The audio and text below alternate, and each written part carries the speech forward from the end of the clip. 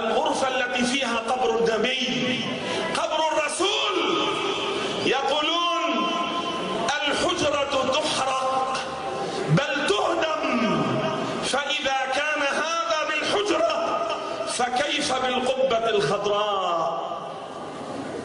الله أكبر، الله أكبر.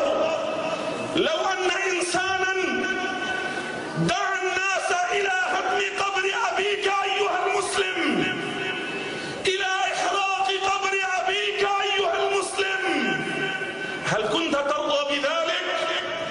فكيف بالدعوة إلى إحراق قبر محمد والعياذ بالله؟ لا يستحون من الله.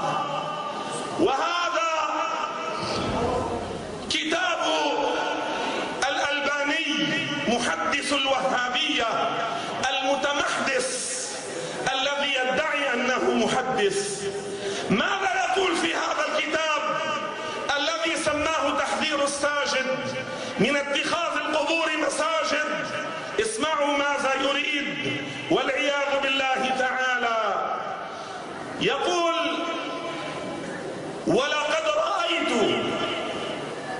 من يصلي خلف قبر النبي وهذه ظاهرة وثنية.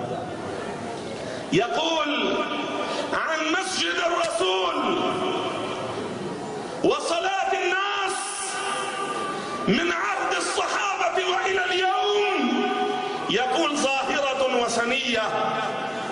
تعرفون ما معنى وثنية؟ يعني كفعل عباد الحجر، كفعل عباد الأوثان.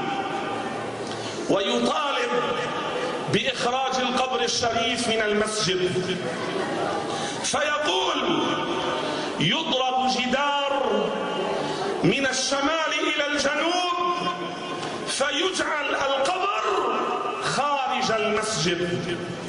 هذا كتاب الألباني. هؤلاء الوهابية لا يحبون رسول الله صلى الله عليه وسلم، لأنهم في كتاب أحد دعاتهم الكبار وهو محمد بن عثيمين، في كتابه هذا الذي يسميه شرح رياض الصالحين، يقول: ومحمد بعد وفاته لا ينفع. اسمعوا أيها الناس، أفيقوا وانتبهوا، احرصوا على المحافظة على القيم الإسلامية والأعمال التي تحض المؤمنين على الازدياد من حب رسول الله صلى الله عليه وسلم. وهنا اسمعوا إلى فضيحة الوهابية، اسمعوا إلى تناقضات الوهابية. فهذا كتاب حبيبهم الأول، كتاب الحراني الإمام الأول عند الوهابية، في كتاب ابن تيمية هذا المسمى اقتضاء الصراط المستقيم. ماذا يقول؟ اسمعوا: وتعظيم المولد وأن يتخذ موسما بقصد تعظيم رسول الله فيه أجر عظيم، قد يفعله بعض الناس ويكون فيه أجر عظيم. والوهابية تكفر من يحتفل بالمولد وإمامهم يقول فيه أجر عظيم. فبماذا ستحكم الآن الوهابية على إمامها؟ بماذا ستحكم الوهابية على إمامها الأول؟ هل سيقولون عنه كافر أم سيسكتون؟ وهذا كتاب الذهبي الذي تحبه الوهابية وهو تلميذ إمامهم.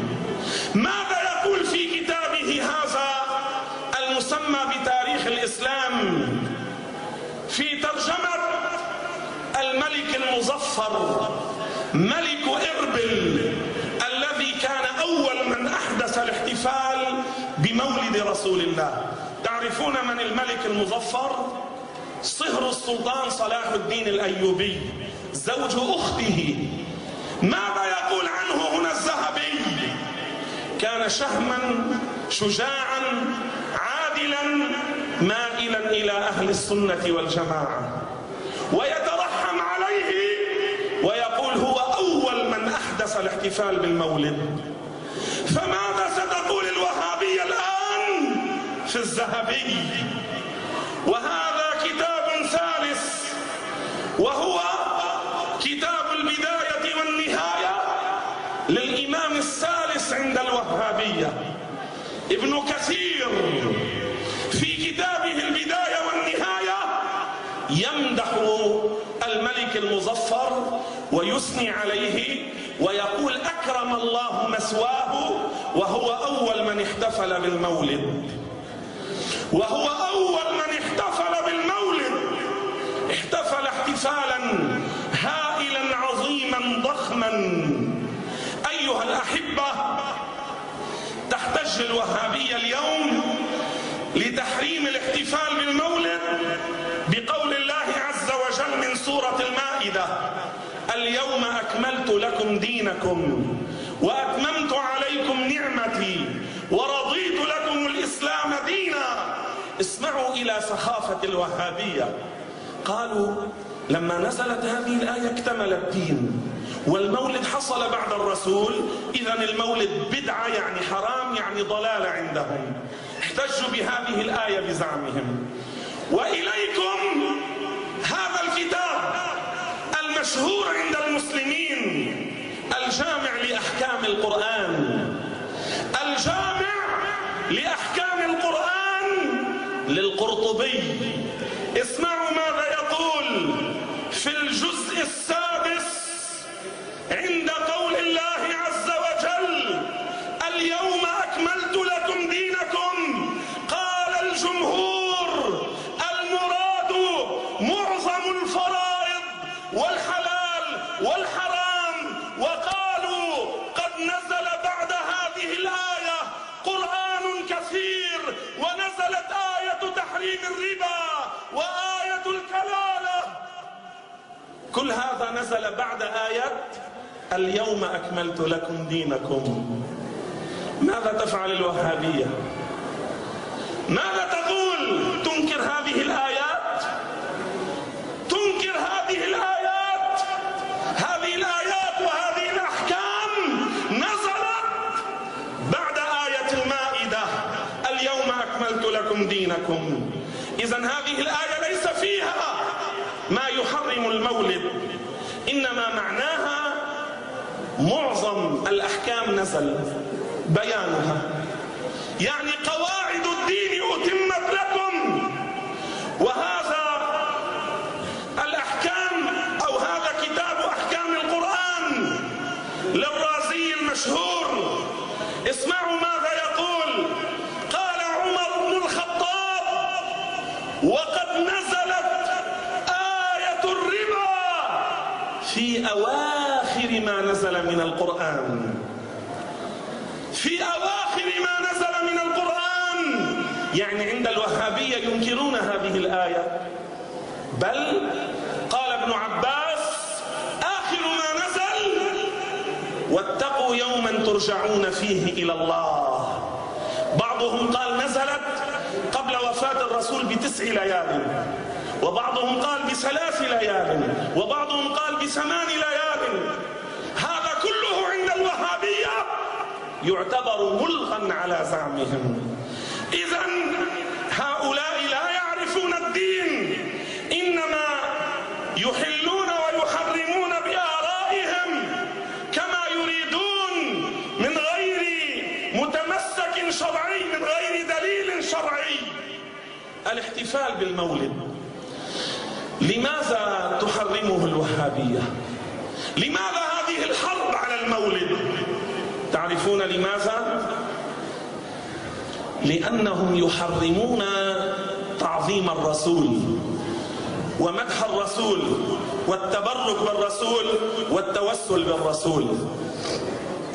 يحرمون هذا وهو مقرر جوازه في دين الله. والله تعالى قال في القرآن الكريم: لتؤمنوا بالله ورسوله وتعزروه وتوقروه.